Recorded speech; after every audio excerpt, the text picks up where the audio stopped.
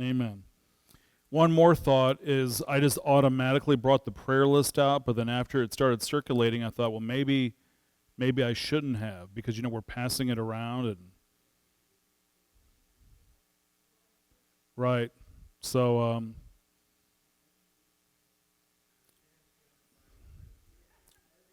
yeah, there is hand sanitizer and I did spray sanitizer all over before you guys came in today. So sanitize. So all right, marriage and growing old together. Now, which couple would you rather be?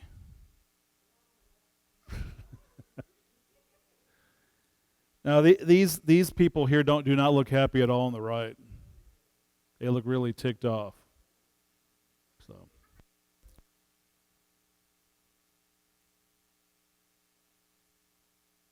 tired, yeah.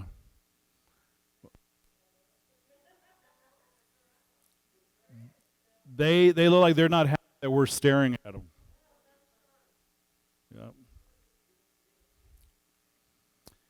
Well, as always, we're going to do a couple questions just to get us thinking a little bit on the subject. The first question is, does marriage improve over time like fine wine, or does it stink like old cheese? It gets better?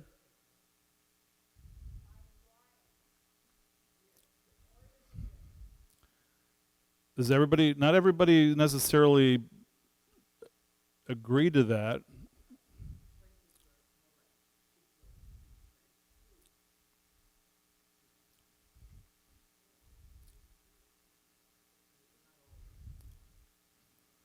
Yeah. So everybody has a different experience, don't they? Yeah. Um, did your parents have a good marriage? And what did you learn from them, good or bad? That's one thing I really believe that we can learn from what people do right and we can learn from what people do wrong.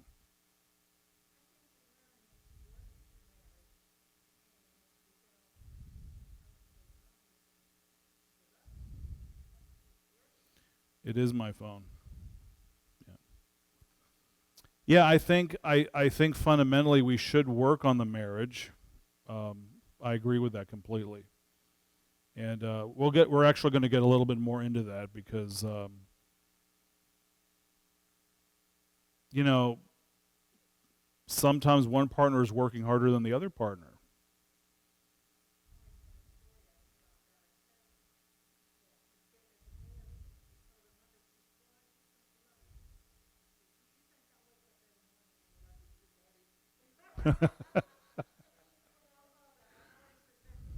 Hmm.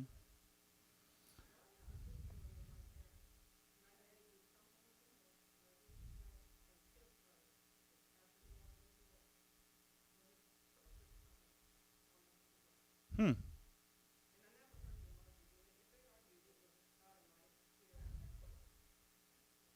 Hmm. That is good. Very good.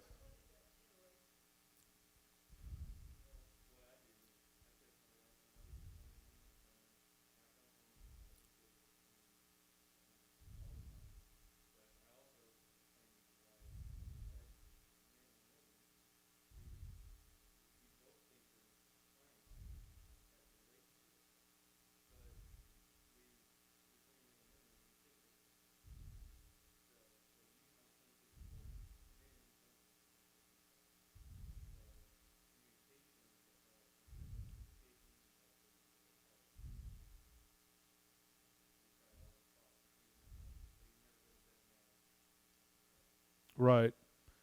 And I predominantly I do agree with that. I think though that when people yell at each other, that is communication. It's just not good communication.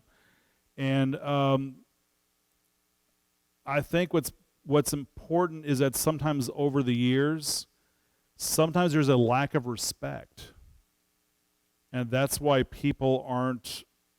They're communicating but not listening to one another. There's a one-way communication, but it's not going the other way. I think respect can be a big factor.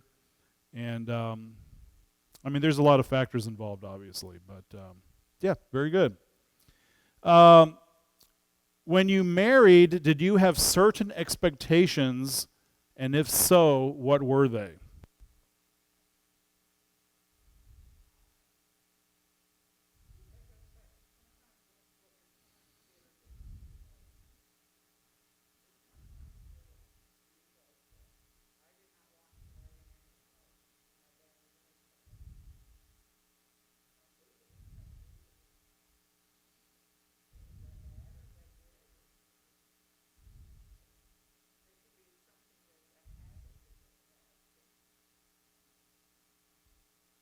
Yeah, yeah,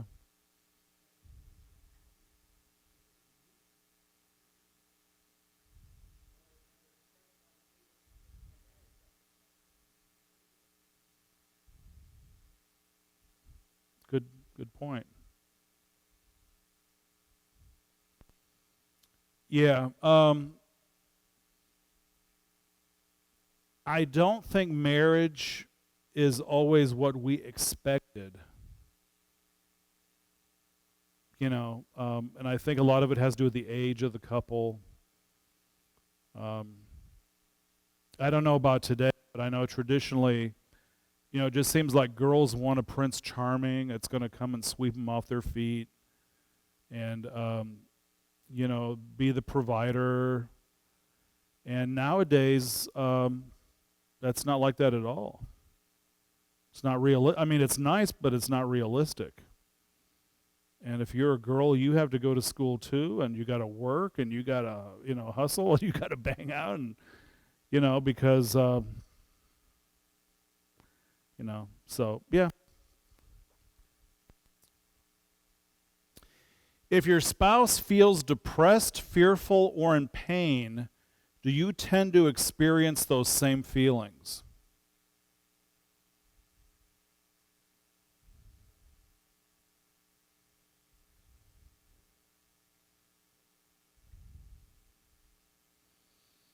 Yeah, I mean, if my wife has pain, I hurt inside for her. Yeah. If they're happy, then you're kind of happy. I mean, you know, I forget who I was saying this to earlier today, but when a man and a woman get married, they're supposed to become one person, and so logically, we're going to have the same. There's going to be that sympathy for our partner during different times of their life and feelings, or at least what there should be feelings of concern.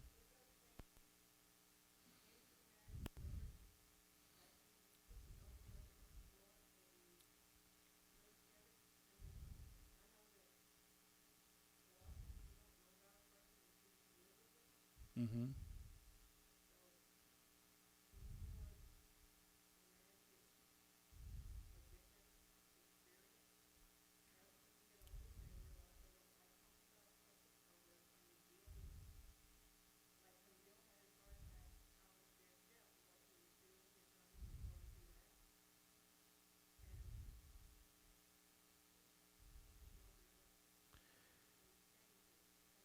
I think as we get deeper into this, you'll find that things do change, but it's always going to change.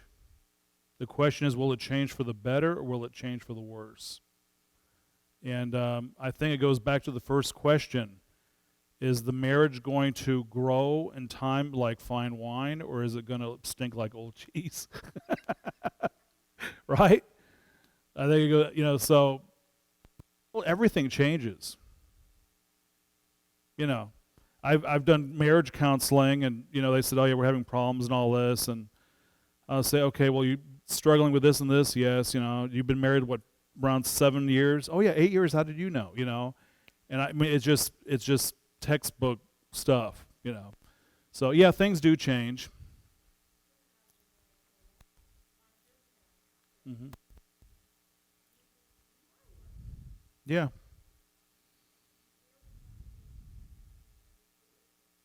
Yeah. Yeah, that should be that way, ideally. Should wives submit to their husbands in every way? Why or why not?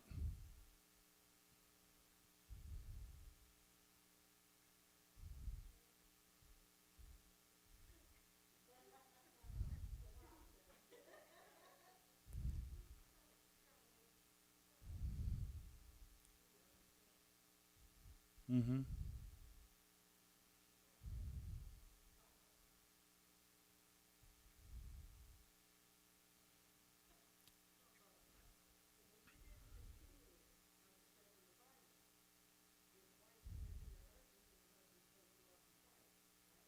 Well, I haven't gotten that far yet.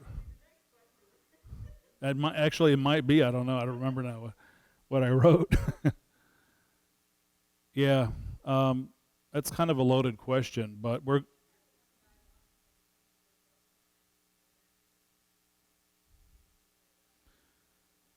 so you're saying that you would do what he wants as long as it doesn't violate God's standard or your personal morals, perhaps, or or maybe the law.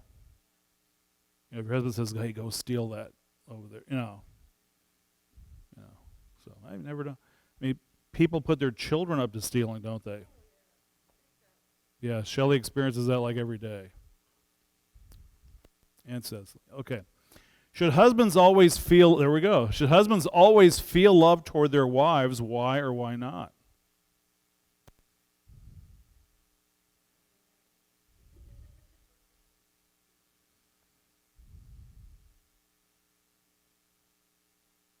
Yeah, the Bible never says that he's to feel love for his wife.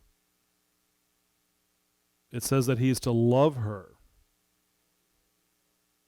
but not feel love. There's a difference. Well, and I've used this example many times, but I think it's a good example. You love your children, right? But there are times that you'd like to strangle your children and you're mad at them. So you're not feeling love for them that moment. But if a speeding truck was flying at them, you would, run and lunge your body out there and throw them out of the way and be hit and run over to save your child because the love supersedes your anger, right? So, in fact, never does the Bible ever say feel love. It says love or show love or display love. And if you discipline yourself to love others, then the feelings will follow later. But never says feel love. So, aside from adultery and abandonment, what are some things that can destroy a marriage?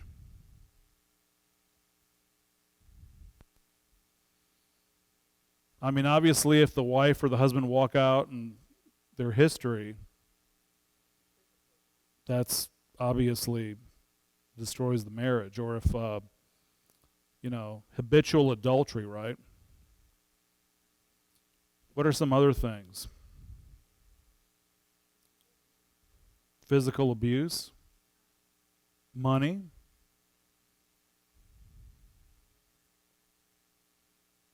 Yeah, bad habits is what you said. Bad habits, yeah. Hmm. Yeah. Okay. And how has culture and role reversal affected the way we view men and women?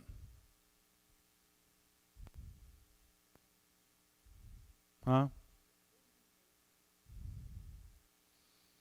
Yeah, I mean, personally, I believe that a woman can do anything a man can do. Um, I say that with a grain of salt. My children are laughing over there, but I say that with a grain of salt because obviously a woman cannot impregnate another woman, obviously. But as far as intelligence or anything go, a woman can do anything, from what I've observed. But I think a man still likes a feminine woman, and likewise, I think a woman wants a masculine man. Um, mhm.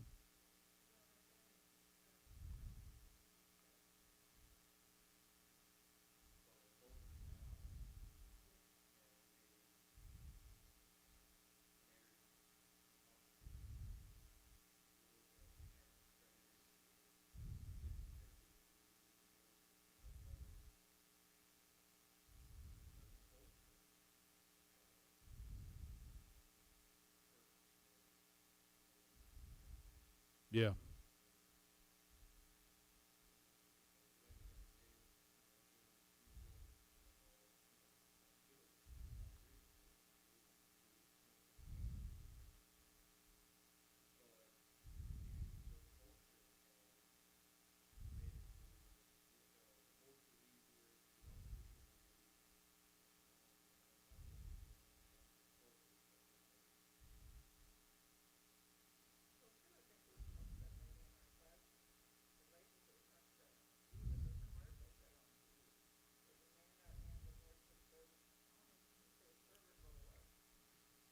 the husband's maybe home taking care of the kids, the woman's out working.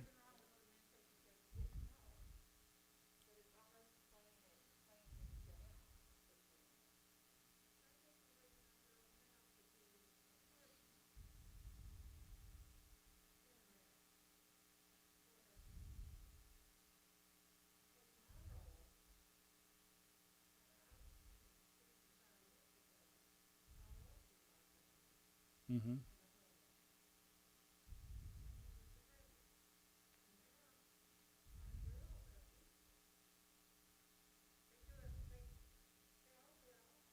Yeah,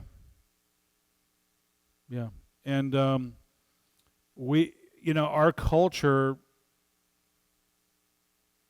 demands that we have more money to function in our culture, and so the man and the woman both have to work. And we can get a little bit more talking about male roles here in a few minutes and female roles, um, because as we age, roles will change somewhat, you know, and God understands. I mean, if you're a mother, you bear the children naturally. Then you have to nurse the children, so you're kind of, you know, physically you have to be the homemaker to some degree.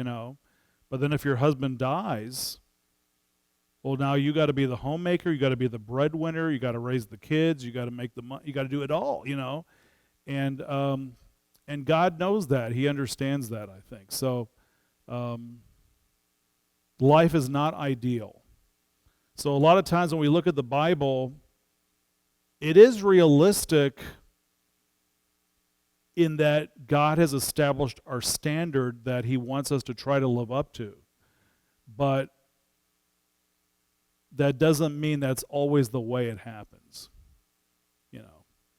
So we'll talk about that. Uh, can our grown children's problems affect our marriage? And if so, how?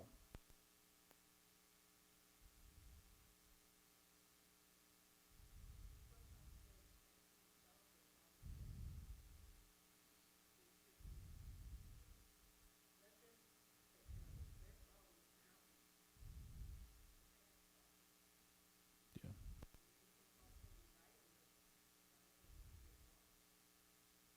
Right. Yes.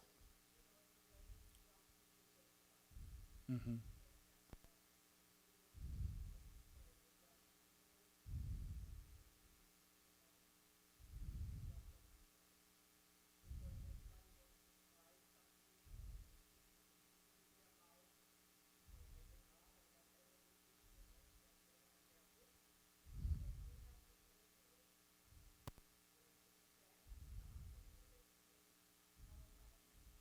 Right.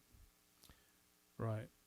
Well, remember Moses taught what's called normally called the leave, cleave, and weave theology. He says you leave your parents, you cleave to your spouse, and then you weave together in a relationship. And so the woman is going to bring things in from her background, and the man's going to bring things in from his background, and as they form that family unit, because really a family is a husband and a wife.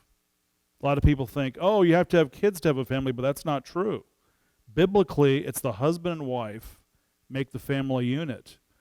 And so I think the man has to compromise a little bit with the wife's traditions, and likewise the wife has to compromise with the man's traditions, and then they make a whole new tradition together, But it's not always easy. Well, we always did this, and well, we always did that, and I mean, so. Okay, but yeah, the kids,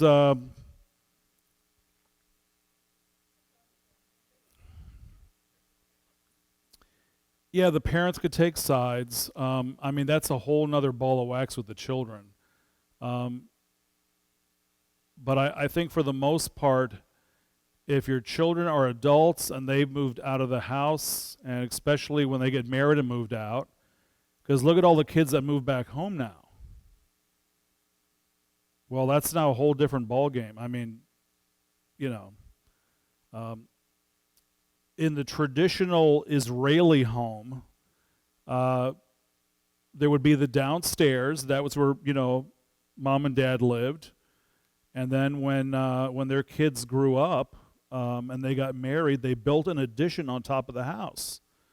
So that family actually had a separate dwelling place. And then when their kids had kids, they built another story on top of the house. And the houses in Israel are still built that way today.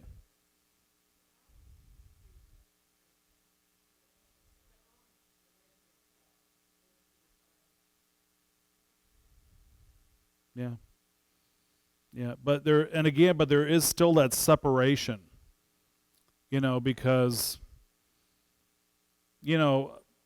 there does need to be mutual cooperation, obviously. But I don't want to get too much into that, because then we're going to talk about, raising kids. And that's, So as we get older in marriage, theoretically the kids have kind of moved out, but they do have their problems, don't they? And we got to be careful, because I know so many people that just keep giving like huge amounts of money to their kids, and it enables them to ask for more. I mean, well, Billy don't work, and he got a new job, but he hurt his back on the first day, and well, this happened and that happened. I mean, and so God's system has always been one of punishment and reward. If you do bad, you get punished. If you do good, you're rewarded. Okay, and that's kind of how people learn how to grow. Okay, well, let's start from the very beginning. I think it's always good to start at the beginning, right? That's me and Shelley on our honeymoon there. No. Okay. Well, all biblical teachings of marriage and family foundationally come from one common source. And everything in the Bible is directly or indirectly based on Genesis chapters 1 through 3. A lot of so-called theologians today say that they believe everything in the Bible except for Genesis chapters 1 through 11. They say that's myth. Well, if you throw away chapters 1 through 11, then the whole rest of the Bible completely collapses. So yeah, everything, in fact, is based on that. So the three key principles of the marital relationship include, first of all, a marriage should be monogamous. That is, ideally, one partner for life. And notice I use the word ideally, because life is not ideal. There's divorce, and there's spouses that die. Things happen. And so, but ideally one partner for life. Number 2, the marriage is to be heterosexual. That means the husband and wife are to be male and female. Right? He made Adam and Eve, not Adam and Steve, right? And marriage is to be complementarian, which means that each partner serves a unique yet needed complementary role. So, yeah, the wife is the helper in a sense, but she's doing really the stuff that God has gifted her to do. And the man supposedly is supposed to do what God has gifted him to do. And so together as a family unit, they complement one another. Okay? The scriptures address many controversial issues pertaining to marriage and family even for our day. In the history of Israel, there has been a clear distinction between the role of the male, which is the husband, once again, and the role of the female, which is the wife, in the marital union. The Hebrew male's role is summarized in a threefold manner. He was to be a servant leader. A servant leader. And that's really the same role for church leaders, isn't it? To be a servant leader. We lead by serving. It's kind of an interesting idea, isn't it? Secondly, he was to be the primary provider for his family. Now, sometimes that doesn't happen that way, does it? Maybe the wife gets a better job and she makes more money than the husband. I've always told Shelley, I said, if you make more money than me, go ahead, knock yourself out. But again, ideally. And the reason for that is because what happens when the woman gets pregnant? Right? She's not going to be able to work a secular job like she used to. Then she's got to take time off to give birth. Then she's got to take time for the baby. And so it kind of makes sense that the male would be the primary provider, right? And he was to love his wife. Okay, and that again means displaying love, showing love. It's not a feeling. The Hebrew female's role can be summarized also in a threefold manner by being a bearer of their children. Hey, the guy can't do it, can he? By managing the household. So if the wife's home and she's giving birth and she's taking care of the kids and nursing the children and washing the children and bathing the children, everything that has to be done with babies and children, she's going to be the manager of the home. That's not a bad thing. People used to say, oh, I'm just a housewife. Well, what do you mean just a housewife? That's a hard job. And you usually don't get nothing for it, do you? Or not? You do actually, but yeah. She's the manager of the house. She's the boss, right? And by being a faithful companion, helping her husband, helping her man, right? That's her position, okay? And that's very, very basic right now, and we'll kind of expand from that. Yes.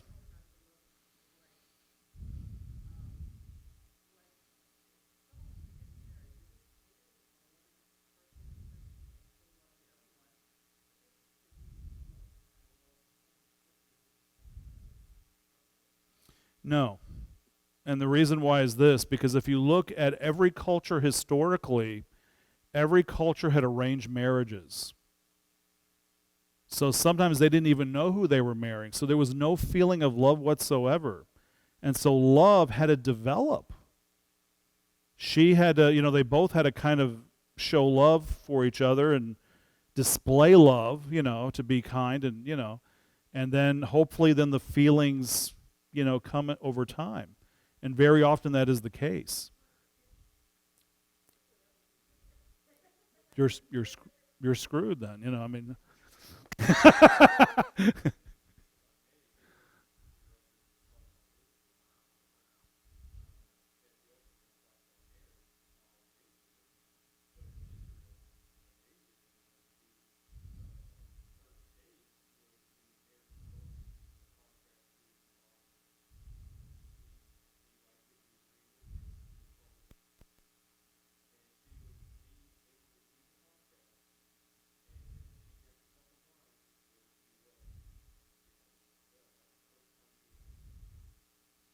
Yeah, or there were times when the parents made the contract before the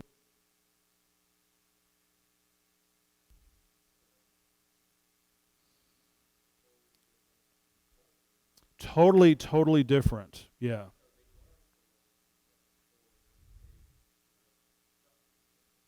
Yeah. I said screwed. Okay. The woman as the helper is not inferior. A lot of people assume that because she's the helper, that makes her lower. Men and women have complementary roles. In other words, distinctiveness, and to some degree, there's a mutual submission, must be held in a fine balance. My wife knows things that I don't know how to do. And so, where she knows stuff that I don't know, I'm going to submit to her lead. Okay? And there's things that I know, and hopefully she'll submit to my lead on that. I mean, that's just the way it is. I mean, I'm sure there's just a lot of things, I can think of right now, but again, every partner has a certain rank, role, and responsibility that God has endowed them with certain gifts. And so, to a degree, there has to be mutual submission, doesn't there? Now, ultimately, the man is responsible because if you have an organization, you can never have two presidents because it'll never, ever click, okay? An organization ultimately has to have one person who's responsible. There's always got to be a fall guy, right? You can't have we're going to both be co-chairs. Well, no, one of you has to be the chair, and the other one has to be the co-chair. You cannot have two co-chairs. It doesn't work that way. Sin produces greater disobedience within the marital relationship. At the fall, the woman was deceived, according to 1 Timothy, but the man was deliberately disobedient, according to Genesis 3. Therefore, both were guilty. However, since the man or / husband is the head of the family, he bears the ultimate responsibility. And I think today a lot of men don't want to take on that responsibility. I mean, if you think about it, we have 4 men here tonight. And how many women? 1, 2, 3, 4, 5, 7. Cami, 8. 8 women here tonight. The man of the family, part of his job is to see to the religious education of his family. That's really important. And sadly, in our society, it's usually the women. The women tend to be the spiritual ones than the men. I think the average church has 80% women compared to the 20% men. Or I guess nowadays you can just pick whatever you feel like that day, right? Yeah. For this reason, the entire human race is born with an Adamic or imputed sin nature. Many marital problems are rooted in the fact that husbands try to dominate their wives and wives try to control their husbands through manipulation. Okay? That's Genesis 3:16. And it's not really always apparent in Genesis 3:16. I can't remember how it's worded exactly.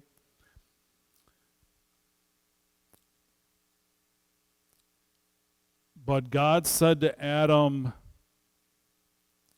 or he said to Eve, maybe he said to Eve that your love will be for your husband. Is that how it's worded? Your desire will be for your husband. Okay, well that desire is really referring to the woman's desire to usurp her husband's authority. And that's why, we'll get into this later, but Paul emphasizes women, submit to your husband, submit to your husband. Why? Because women have a problem submitting to their husband. And why does he emphasize men? Love your wives. Love your wives. Because men have a problem showing love to their wife. And so that's why there's that emphasis right there. Now, let me ask you, is that true at the beginning of the marriage? That you should love your wife if you're a man and submit if you're a... Is that true at the beginning of the marriage? Yeah, it should be always true, right? Doesn't change. So again, you got to think too, when you look at the basics shouldn't change as you age. Now, sometimes circumstances do change, and there will be changes, okay? But basically, the basic principles don't change. The Old Testament addresses 6 issues that attack the marital union. One was polygamy, divorce, infidelity, homosexuality, onanism, gender role reversal. And let's talk about that for a minute. What's polygamy? More than one spouse.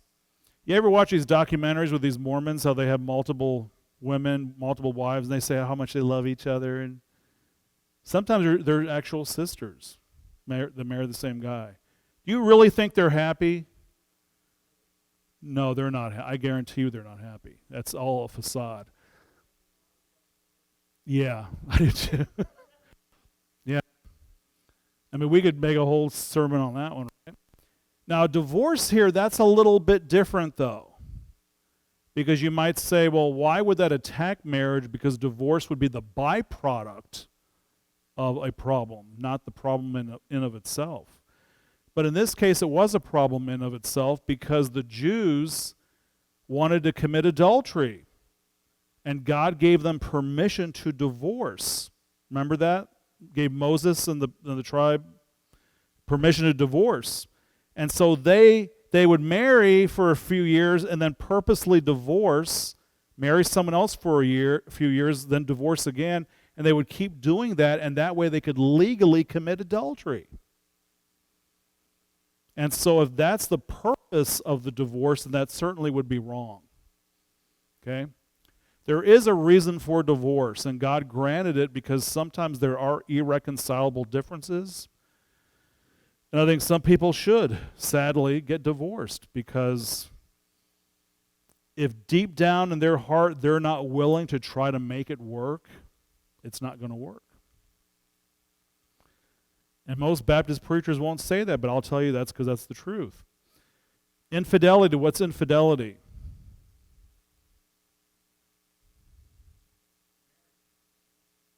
Yeah, cheating, right? Cheating, yeah. Homosexuality. What's onanism? Everybody always asks me what onanism is, and I hate explaining it. Y'all remember what onanism is?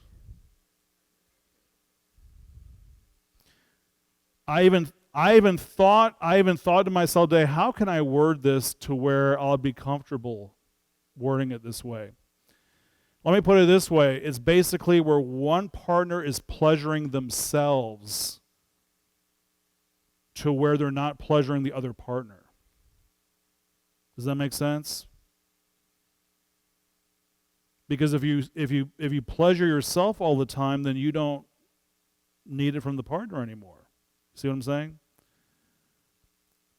But I like how my children are giggling over there like little children over there. But if the woman would focus on pleasing the husband and his needs, he'll be satisfied. And if the man focuses on trying to please his wife and fulfilling her needs, and she'll be satisfied, well then you'll have a great sexual relationship, right? But when one partner goes one way and one partner goes the other way, then it's going to cause a division, won't it? See how nicely I worded that? There's more to it than that. You can look that up. And my text disappeared on me.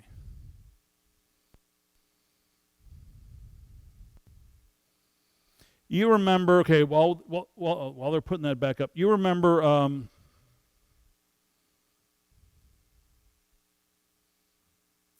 who was the woman in the Old Testament whose husband died? Was it Rachel? And then her brother was to inseminate her so she could carry the family line on. Rebecca? Okay, Rebecca. And then she ultimately dressed like a prostitute, and the father-in-law picked her up, okay? Well, one of the sons' name was Onan, and he had intercourse with her. I'm sure he must have liked it. But then at the last minute, he went out of her, and that going out of her is onanism. His name was Onan, okay? So remember that. So if we teach this in another year or two, that I won't have to explain it. Gender role reversal. Now, gender role reversal, I mean, sometimes that happens. I mean, what if the man becomes disabled? Then doesn't the woman have to take on a lot of his role if he can't do it? Yes, I mean, this happens. But if it happens, it happens. It's not something that we should necessarily go out and seek role reversals. Did you know that a new study has proven that American men have a dramatically reduced testosterone level, and they're blaming it on the fact that American men don't act like men anymore? It's because we've got so much in touch with our feminine side, and the women have taken over the responsibilities of the men, that actually male testosterone levels have dropped. I mean, that's kind of scary, especially if we get invaded from another country, you know. I don't know.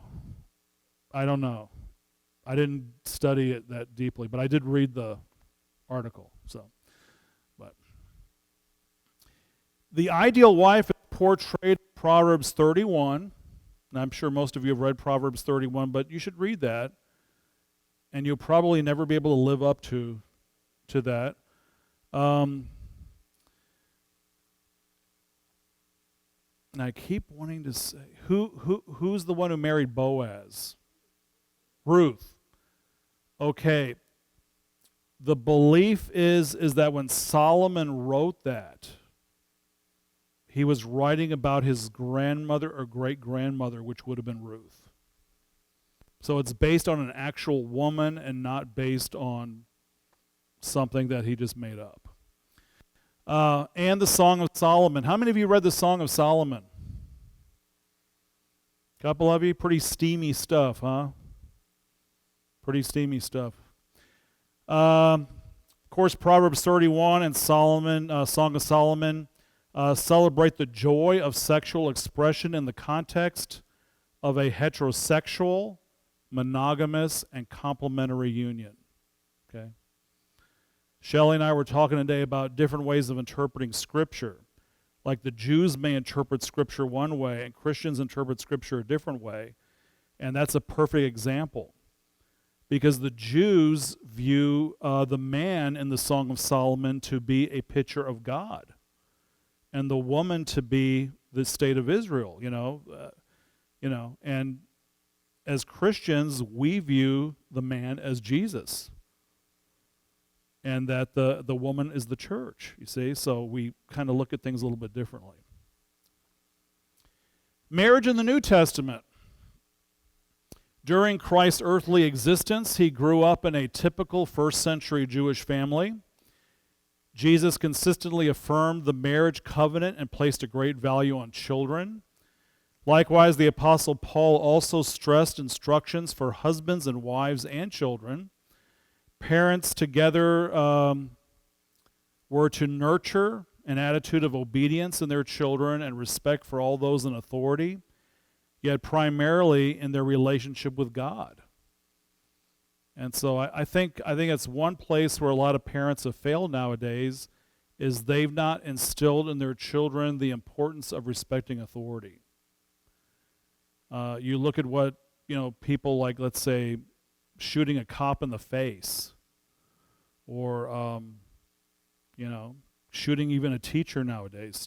Teachers getting assaulted, or it could be anybody. I mean, it could be anybody.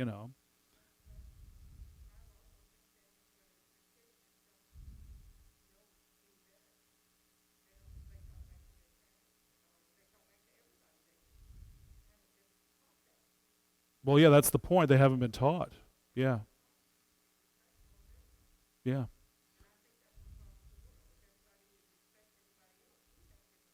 You know what? You're 100% right. I don't care who is confrontational with you. If you try to be polite and be respectful to them, 99% of the time they'll be respectful back. And I agree with that. I really do.